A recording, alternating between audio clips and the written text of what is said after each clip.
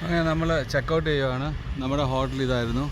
2 ദിവസം നമ്മൾ താമസിച്ചിരുന്ന ഈ ഹോട്ടലാണ്. ഇവിടുന്ന് നമ്മളിപ്പോൾ രാവിലെ 10:30 ആയപ്പോഴത്തേക്കും ചെക്കൗട്ട് ചെയ്യുന്നു. ഇനിയിപ്പോൾ നമുക്ക് നെക്സ്റ്റ് ടൈം കാണാം. Bye bye Prague. നമ്മളങ്ങനെ പ്രാഗ് സിറ്റി കൂടെ ക്രോസ് ചെയ്ത് ഇങ്ങനെ പോവുകയാണ്. ഇപ്പോൾ രാവിലെ 10:30 മണിയായി. ഇനിയിപ്പം ഒരു ദീർഘയാത്രയാണ്. ഇവിടുന്ന് വന്ന് ജർമ്മനി റാവൻസ്ബർഗ് എന്ന് പറഞ്ഞ സ്ഥലത്തോട്ടാണ് നമ്മുടെ യാത്ര. ഏകദേശം 550 കിലോമീറ്ററാണ് നമുക്ക് യാത്ര ചെയ്യേണ്ടത്. ഒറ്റ സ്ട്രെച്ചിൽ നമ്മൾ നേരെ പോകുന്നത് റാവൻസ്ബർഗിലോട്ടാണ്. അപ്പോൾ അതുകൊണ്ട് ഇടയ്ക്കൊക്കെ ഒന്ന് റെസ്റ്റ് എടുത്ത് അങ്ങനെ മുന്നോട്ട് പോകാം. ഹൈവേ ഒക്കെ എങ്ങനെ ഉണ്ടെന്ന് അറിയില്ല. 2 ലൈൻ ആണെന്നുണ്ടെങ്കിൽ നമുക്ക് അത്ര ഒരു നല്ല കൂളായിട്ട് ഡ്രൈവ് ചെയ്ത് പോകാൻ പറ്റില്ല. എന്നാലും കുഴപ്പമില്ലായിരിക്കുമെന്ന് വിചാരിക്കുന്നു. നമ്മൾ ഈ യൂറോപ്യൻ സിറ്റി കൂടെ ഡ്രൈവ് ചെയ്യുമ്പോൾ വളരെ കെയർഫുൾ ആയിരിക്കണം. കാര്യം പെഡസ്ട്രെയിൻ ഉണ്ട്, അതുപോലെ തന്നെ ട്രാമുണ്ട്. ഇപ്പം പോയ ട്രാം ഉണ്ട്, അതും ഈ റോഡിൽ കൂടെ തന്നെയാണ് പോകുന്നത്. അത് കാരണം സിറ്റിക്കുള്ളിൽ കൂടെ ഡ്രൈവ് ചെയ്യുന്നത് വളരെ കെയർഫുൾ ആയിരിക്കണം. ട്രാം പല മോഡലുകളിലുണ്ട്. അതായത് ഇപ്പോൾ ഒരു ഓൾഡ് ലുക്കുള്ള ഒരെണ്ണം, നേരത്തെ വന്നത് ഒരു ന്യൂ ലുക്ക്. ബസ്സാണോ ട്രാമാണോ അത്? അതും ഇലക്ട്രിക് ബസ്സാണെന്ന് തോന്നുന്നു അല്ലേ? ആ ബസ്സിൻ്റെ വഴി കൂടെ പോകുന്നത് കംപ്ലീറ്റ് ഇലക്ട്രിക് മയമാണ് ഇവിടെ. നമ്മൾ ഓൾമോസ്റ്റ് സിറ്റി വിടുമെന്ന് തോന്നുന്നു ഇപ്പോൾ ഉടനെ. നമ്മളങ്ങനെ ഹൈവേയിലോട്ട് കയറാൻ പോവാണ് എന്ന് തോന്നുന്നു. കാര്യം താഴെ ഹൈവേ കാണാം. ഇതൊക്കെ പ്രാഗ് സിറ്റിയുടെ ഭാഗങ്ങളാണ്.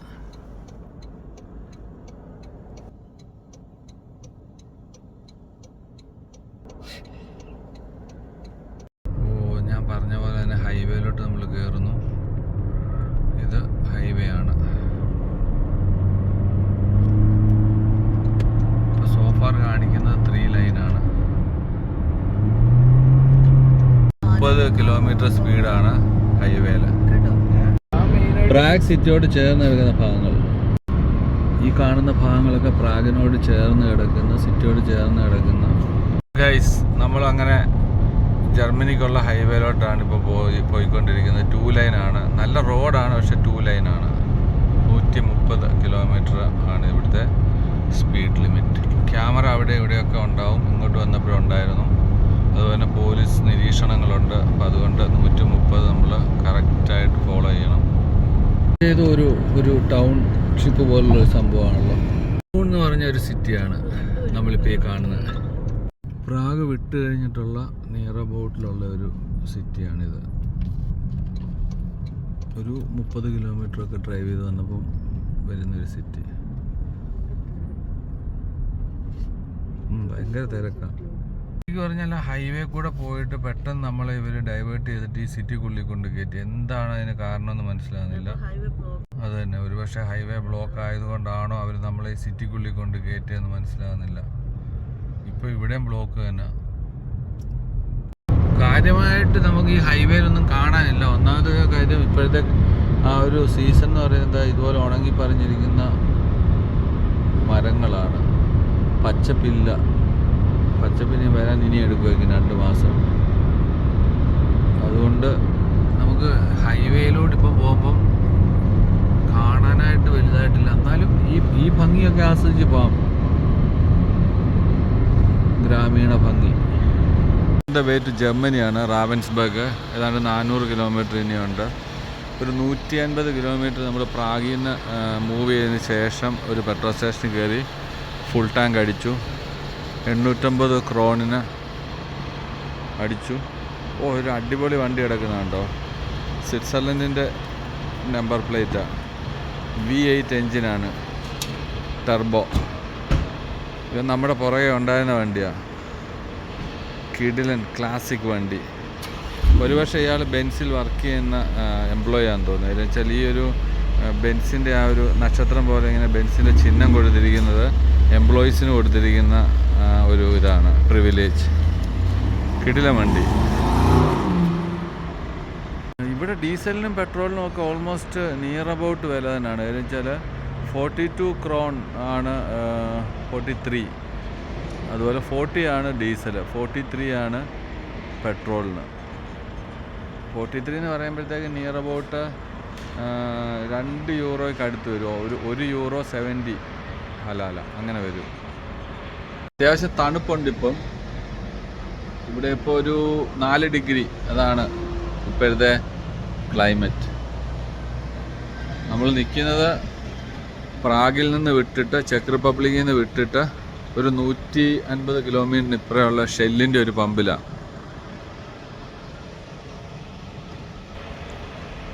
പെട്രോളിന് പേ ചെയ്തു. ഇവിടെ നിന്ന് പെട്രോളിന് പേ ചെയ്തിട്ട് ഓരോ കോഫി വാങ്ങിയിട്ട് നമ്മൾ ഇവിടെ നിന്ന് അടുത്ത ഡ്രൈവിന് പോവുകയാണ്. ഇതാണ് ഓരോ ഹൈവേയിലും വരുന്ന ഈ സ്റ്റോറുകൾ. ഇവിടെ പൊതുവേ പ്രൈസ് ഇച്ചിരി കൂടുതലായിരിക്കും എല്ലാത്തിനും. നമ്മുടെ നാട്ടിലൊക്കെ പോലെ തന്നെ ഹൈവേയിലുള്ള ഷോപ്പാണിത്.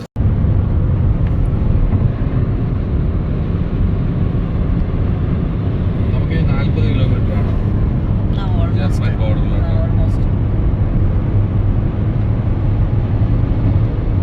ഇവിടെ നമുക്ക് 130 കിലോമീറ്റർ ആണ് ഉള്ളത്. മേളിൽ ക്യാമറ ഉണ്ട് പല ഭാഗങ്ങളിലും. കുറേ നേരമായിട്ട് പുറയിൽ അടിക്കുമായിരുന്നടാ ലൈറ്റ്. ജീവാഗണല്ലേ, ജീവാഗൺ. ആ വണ്ടിക്ക് ഭയങ്കര തൂക്കിന് ഇറക്കമാണിത്. ഇത് 130 മെയിൻറ്റെയിൻ ചെയ്ത് വണ്ടി ഓടിച്ച് പോകണമെന്ന് പറഞ്ഞാൽ ആക്സിലേറ്റർ ഇടയ്ക്ക് ചവിട്ടുക, ഇടയ്ക്ക് വിട്ടു കൊടുക്കുക. ആ സൈഡൊക്കെ എന്ത് രസമാണ് കാണാൻ.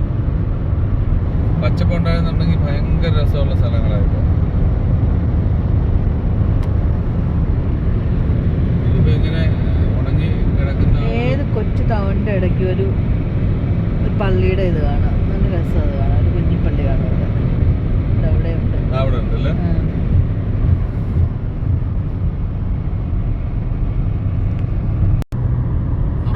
നമ്മൾ ജർമ്മനിയിലോട്ട് കയറുന്നു. ഇത് ജർമ്മൻ ബോർഡർ, അതായത് ചെക്ക് റിപ്പബ്ലിക്കിൽ നിന്ന് ജർമ്മനിക്കുള്ളിലോട്ട് കയറി. ഇതില്ലേ ചെക്ക് പോയിന്റ് ഒന്നും ഇല്ലേ? ചെക്ക് പോയിന്റ് ഒന്നും ഇവിടെ ഒന്നുമില്ല. നേരെ ഉള്ളിലോട്ട് കയറി നമ്മൾ ചെക്ക് റിപ്പബ്ലിക്കിൽ നിന്ന് കയറി ജർമ്മനിയിലെത്തി. ഇപ്പോൾ ഈ ഒരു ഹൈവേ എന്ന് പറയുന്നത് ഓട്ടോബാൻ ഹൈവേ ആണ്. നമുക്ക് എത്ര സ്പീഡിൽ വേണമെങ്കിലും പോവാം. 200 250 വണ്ടിയുടെ പവർ അനുസരിച്ച് അൺലിമിറ്റഡ് സ്പീഡിൽ പോകാൻ പറ്റുന്ന ഓട്ടോബാൻ ഹൈവേ കൂടെ നമ്മളിപ്പോൾ കണ്ടുകൊണ്ടിരിക്കുന്നത്.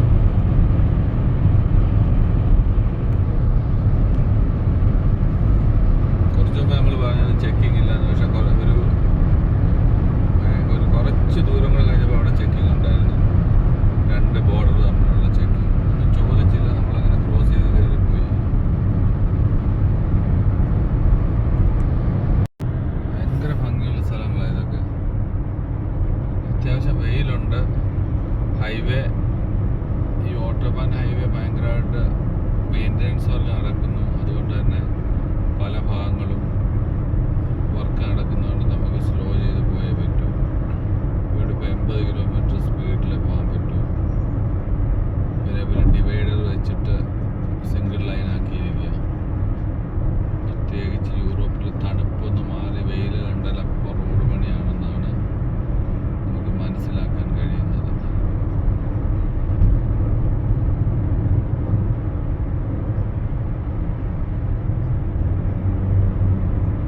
ഇനിയും നമുക്ക് സ്പീഡിൽ പോകാം.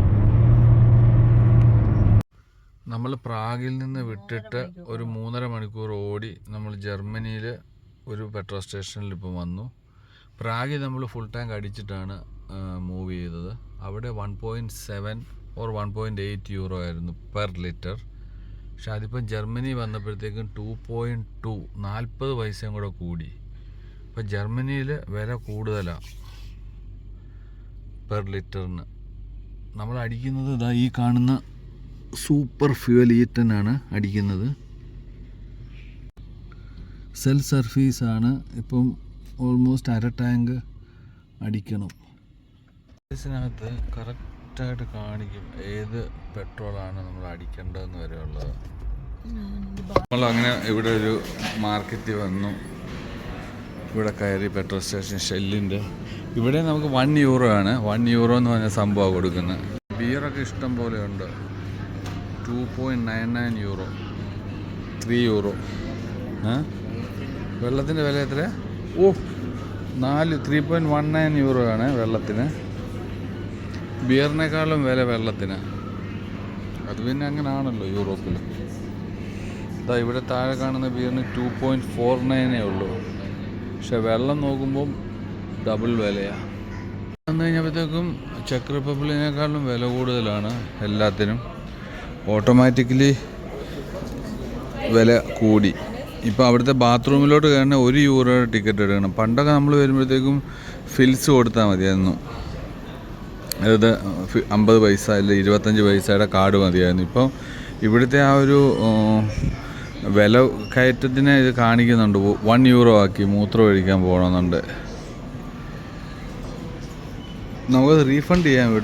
ഇവിടെ സാധനം മേടിച്ച് കഴിഞ്ഞാൽ €1 അവർ മൈനസ് ചെയ്ത് തരും. ചക്കോടെ പോയി എന്തൊക്കെയോ വാങ്ങുന്നുണ്ട്. ചക്കോടെ നിന്ന് ആ ഒരു ടിക്കറ്റ് റെഡീം ചെയ്യാൻ വേണ്ടി എന്തോ സംഭവം മേടിക്കുന്നുണ്ട്. പക്ഷേ ഈ സെർവൈസ് എന്ന് പറഞ്ഞിട്ട് ഈ കമ്പനി ജർമ്മനിയിൽ പെട്രോൾ സ്റ്റേഷനിൽ ഇതുപോലത്തെ സ്റ്റോർ ഹാൻഡിൽ ചെയ്യുന്ന ഒരു കമ്പനിയാണ്. അവരുടെ എല്ലാ പ്ലേസും എക്സ്പെൻസീവാണ്. മറ്റ് കമ്പനികളെ വെച്ച് നോക്കുമ്പോൾ കപ്പച്ചിനോ മേടിക്കുകയാണെങ്കിൽ €4.5 സ്മോളിന്, വലുതിന് €5.1.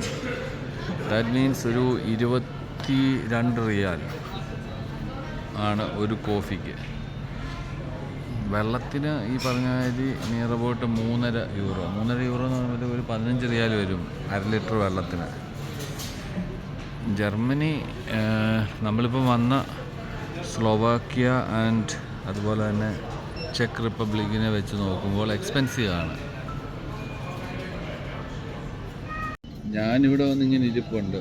അവർ ഓർഡർ ചെയ്തിട്ട് സാധനം മേടിച്ചിട്ട് തരാൻ വേണ്ടി നിൽക്കുക. എന്തോ മെഷീനിൽ നിന്ന് കോഫിയുടെ ഇതടിക്കുക. ഡാൽമെയർ എന്ന് പറഞ്ഞൊരു ബ്രാൻഡ്. ഞാനെന്തോ മേടിച്ച് അടുത്ത കാർഡ് റെഡീം ചെയ്തു. നമ്മൾ 3 പേര് ഇവിടെ ബാത്റൂം യൂസ് ചെയ്തതിന് €1 വെച്ച് €3 ടിക്കറ്റ് റെഡീം ചെയ്യാം. പക്ഷേ ഓരോ പ്രോഡക്റ്റ് സെപ്പറേറ്റ് മേടിച്ചിട്ട് വേണം ആ €3 റീഫണ്ട് എടുക്കാൻ.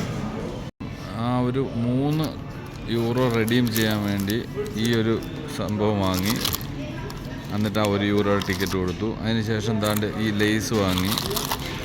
എന്നിട്ട് €1 റെഡീം ചെയ്തു. പിന്നെ ഒരു കോഫി വാങ്ങി. അങ്ങനെ €1 റെഡീം ചെയ്തു. അങ്ങനെ €3 റെഡീം ചെയ്തു.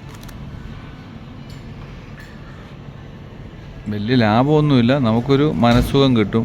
അറ്റ്ലീസ്റ്റ് ആ €3 ചുമ്മാതെ പോയില്ലല്ലോ എന്ന്. പക്ഷേ ഇതിനൊക്കെ മുടിഞ്ഞ വിലയായതുകൊണ്ട് ഇതിൻ്റെയും കൂടെ ചാർജ് ആകുമ്പോൾ ഇതിനകത്ത് എടുക്കും.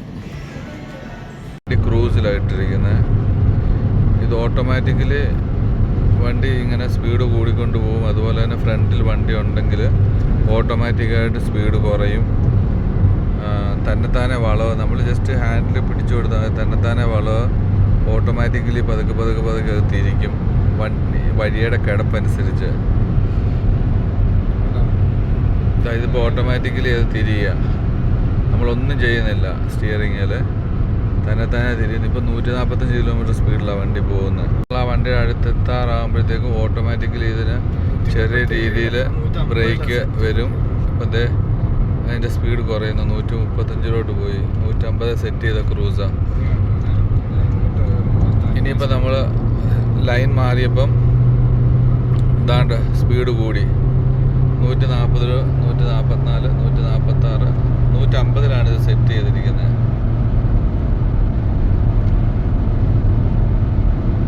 കൊള്ളായത് ഈ സിസ്റ്റം. ഇതുപോലത്തെ ഒത്തിരി വിൻമിൽസ് ഉണ്ട് ഈ ഏരിയയിൽ. നല്ല കാറ്റ് പിടിക്കുന്ന ഒരു ഏരിയ ഇത്. അങ്ങനെ ഓട്ടോബാൻ ഹൈവേ കൂടെ എങ്ങനെ പൊയ്ക്കൊണ്ടേയിരിക്കുന്നു. ഇപ്പോൾ പോകുന്നത് 154 കിലോമീറ്റർ സ്പീഡിലാണ്. ഇവിടെ ബെൻസും പോർഷയും അതുപോലത്തെ ഫെറാറിയൊക്കെ ഇതുവഴി 250, 230 പായും ഇടയ്ക്കിടയ്ക്ക്. ജർമ്മനിയിൽ ഓട്ടോബാനിൽ കൂടെ പോകുമ്പോൾ കാണുന്ന കാഴ്ചകളാണ് ഈ ഗ്രാമങ്ങളൊക്കെ. ഇങ്ങനെ ഇത് കാണിക്കും നല്ല പെർഫെക്റ്റ് ആയിട്ട്. രണ്ട് റോഡ് ഡിവൈഡ് ചെയ്ത് പോകുന്നത്, അതുപോലെ തന്നെ സിംഗിൾ റോഡ് വരുമ്പോൾ എങ്ങനെയാണത് ഇതിനകത്ത് കാണിക്കും. നമുക്ക് പോകേണ്ട ഉലും റോഡിലാണ്. നമ്മളൊരു യൂ ടേൺ എടുത്തു കഴിഞ്ഞപ്പോൾ എന്തേ കിടക്കുന്നു വേറൊരു ഹൈവേ ആയി. രസം ഇവിടെ കാണാൻ. അത്യാവശ്യം വെയിലുണ്ട്. അത് ഈ ക്ലൈമറ്റിൻ്റെ കൊണ്ടായിരിക്കും. ഇവരിവിടെ എല്ലാം ഇപ്പം ഈ ചൂടുള്ള സമയം പോലെ ആയതുകൊണ്ടായിരിക്കും റോഡ് പണിയാണ് ഇവിടെ മുഴുവൻ. തണുപ്പ് വരുന്നതിന് മുമ്പ് അല്ല തണുപ്പ് പോയി കഴിയുമ്പോഴും റോഡ് പണി തുടങ്ങുന്നു. ഇവിടെ ഒക്കെ ടണൽ വരുന്നുണ്ട്. നമ്മൾ ഇങ്ങോട്ട് വരുമ്പോൾ ആദ്യമായിട്ട് ഒരു ടണലിലോട്ട് കയറുന്നത് അല്ലേ? ഇത് രണ്ടാമത്തെ ടണലാ? ആ ഒരു ടണൽ, ശരിയാ, ചെറിയ ടണലാ.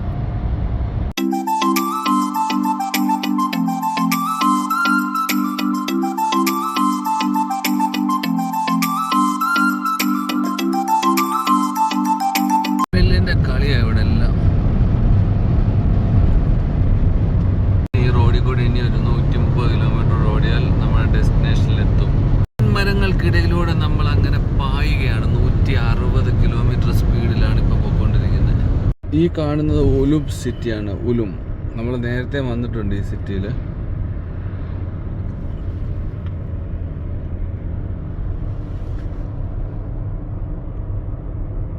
ഒരു ചർച്ച ദൂരെ കാണുന്നത് സൂപ്പർ.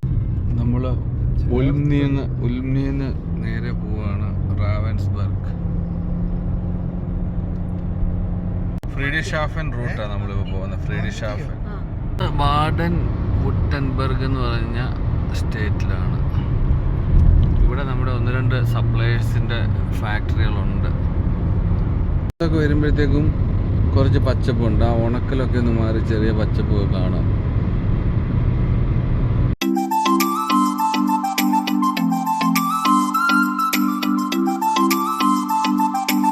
ഇവിടെ ഇങ്ങനെ ഒരു 100 കിലോമീറ്റർ സ്പീഡിൽ പതുക്കെ പൊയ്ക്കൊണ്ടേയിരിക്കുന്നു. അടുക്കാറായി റാവൻസ്ബർഗ്. പക്ഷേ നമ്മൾ വരുമ്പോഴേ ഈ വണ്ടി ആ ഫ്രണ്ടിൽ പോകുന്ന ആ ടൈപ്പ് വണ്ടിയിലായിരുന്നു ഫ്രണ്ട് എടുത്ത് ഇതുവഴി ഡ്രൈവ് ചെയ്തിരുന്നത്. ജർമ്മനിയാണ്, നല്ല ഭംഗിയാണ് ശരിക്കും പറഞ്ഞാൽ. പിന്നെ ഈ ബോർഡർ പ്ലേസൊക്കെ കാണാൻ നല്ല ബ്യൂട്ടിഫുള്ളാണ്. ക്ലീവും ഭംഗിയുണ്ട്. ഇവിടെ നമുക്കിപ്പം യൂറോപ്യൻ രാജ്യങ്ങളിലെ ഏറ്റവും ഭംഗിയുള്ള സ്ഥലങ്ങളിൽ ഒരെണ്ണം ജർമ്മനിയുടെ പേര് പറയാം. ഇപ്പോൾ നമുക്ക് യൂറോപ്യൻ രാജ്യങ്ങളിൽ ഏറ്റവും ഭംഗി എന്ന് പറയുന്നത് സ്വിറ്റ്സർലൻഡാണ്. അത് കഴിഞ്ഞാൽ പിന്നെ വേണേൽ നമുക്ക് പറയാം ജർമ്മനി ആൻഡ് ഓസ്ട്രിയ. നോർവേ അടിപൊളിയാണ്. നോർവേ അത് മറ്റൊരു വൈബാണ് നോർവേയിൽ. ഇതുപോലൊരു ഡബിൾ ലൈനിൽ നമ്മളിങ്ങനെ പോകുന്നു 120 കിലോമീറ്റർ സ്പീഡിൽ. ഇതിപ്പം ബിഗ് ഹൈവേ അല്ല,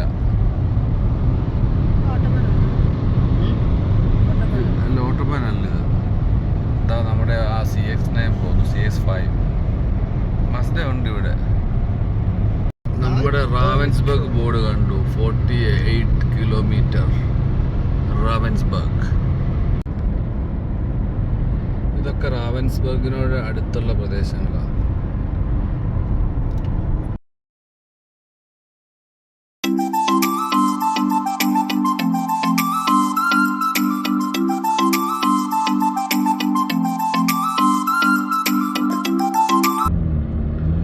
അതിമനോഹരമായ കൺട്രി സൈഡിൽ കൂടെയാണ് നമ്മളിപ്പോൾ പോകുന്നത്.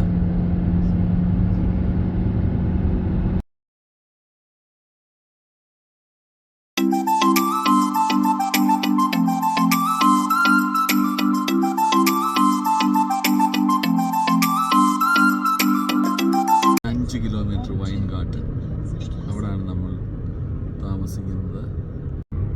ആപ്പിൾ മരങ്ങളാണ് ഈ ഉണങ്ങി നിൽക്കുന്നത്. ഇതെല്ലാം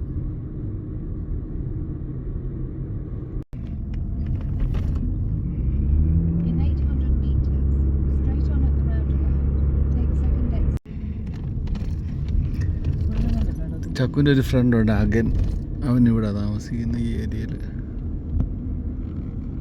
ജർമ്മൻ ഗ്രാമങ്ങളാണ്. മുഴുവൻ പക്ക ജർമ്മൻസ് മാത്രമുള്ള സ്ഥലങ്ങളാണ്. വണ്ടി കൊണ്ട് പാർക്ക് ചെയ്ത് തൽക്കാലത്തേക്ക് ഇവിടെ. അതിനുശേഷം ഇതാണ് ചക്കു താമസിക്കുന്ന വീട്.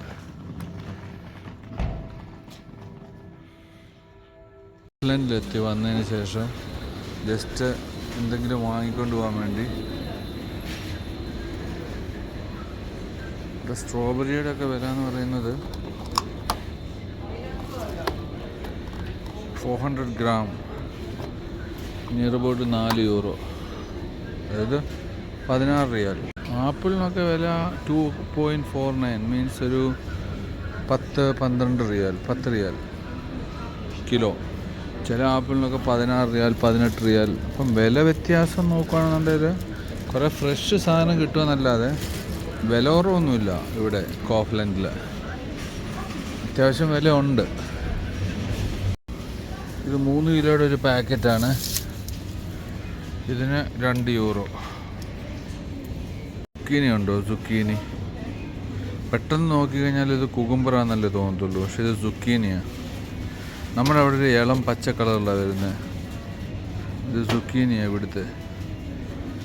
നല്ല ഫ്രഷ് അടിപൊളി സംഭവമാണ്. നല്ല എന്താ പറയുക, വളമൊന്നും ഇടാത്ത നല്ല ഫ്രഷ് സാധനം. നമ്മൾ കൗഫ്ലൻഡിൽ വന്ന് ഇപ്പം ഇവിടെയുള്ള നമ്മുടെ കുട്ടികളെ എല്ലാം കണ്ടു. ഇവിടെ ഫെമിയെ കണ്ടു, അതുപോലെ നീനെ കണ്ടു, അവരെയൊക്കെ കണ്ടു. സർപ്രൈസായിപ്പോയി പെട്ടെന്ന് ഇവരെല്ലാം ഇവിടെ തന്നെ നമുക്ക് മീറ്റ് ചെയ്യാൻ പറ്റിയത്.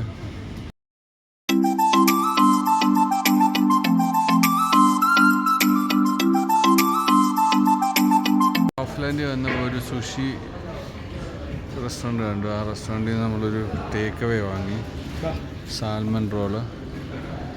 നമുക്കിനി അടുത്ത പ്രാവശ്യം വന്ന് ഇവിടെ ഇരുന്ന് കഴിക്കാം സുഷി ആ ഒരു ബാറിൽ.